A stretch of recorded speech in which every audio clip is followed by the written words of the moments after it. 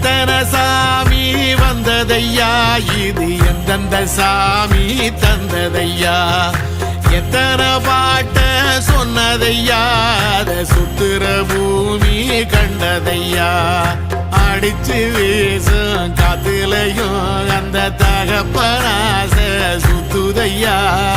பிடிச்சு பூக்கும் விதையிலும் ஒரு வம்சத்து கதையே உள்ளதையா 100 தலைமுறை சேர்ந்து செதுக்குன ஈர நலம் இது பாறையா